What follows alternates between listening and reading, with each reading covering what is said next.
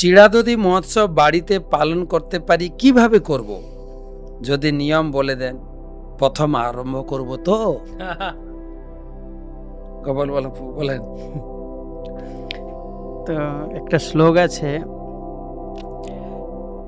এক ঠাঁই তপ্ত দুধে চিড়া ভিজাইয়া অর্ধেক ছানিল দধি চিনি কলা দিয়া। তো চিড়াটা ভিজাতে হবে শাস্ত্র মতে যে গরম তপ্ত দুধে, গরম দুধে চিড়াটা কিছুক্ষণ ভিজাতে হবে। ভিজানোর পর সেই চিড়াটাকে ছানতে হবে, মানে ছেঁকে নিতে হবে। ছাঁকার পরে এখানে দেখাচ্ছে দুইটা ভাগ করেছে, একটা দধি চিড়া করেছে আর একটা ঘন দুধের যে চিড়া সেটা করেছে।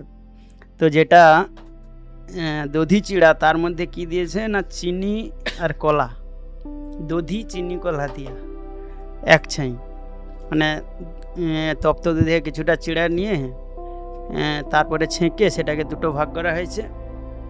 তো একটা ভাগ দধি চিনি আর কলা মেশানো হয়েছে, আর একটা ভাগে কি করা হয়েছে না দুধকে ফুটিয়ে ফুটিয়ে একদম গাঢ় দুধ বানানো হয়েছে। সেই দুধ তার সঙ্গে কলা, আম, কর্পূর, তারপরে বিভিন্ন রকমের ফ্রুটস মেশানো হয়েছে। তো দুটোই ড্রাই মতন করা হয়েছে।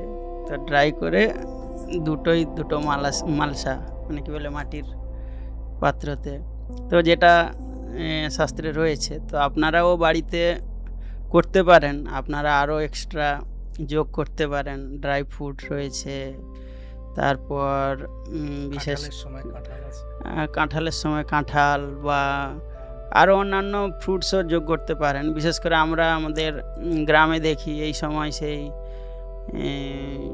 কি বলে আমাদের দিকে তো সেই চিড়ার সঙ্গে আখটাকে ছোট ছোট করে কেটে কেটে দিত। তো ওই চিড়া খেতে খেতে মাঝে মাঝে আগও চিপাতাম, জানি না এখানে হয় কি না। তারপরে আখের কথা নেই, কিন্তু আমি বলছি গ্রামে তো এইভাবে শাস্ত্রে রয়েছে, আপনারা করতে পারেন।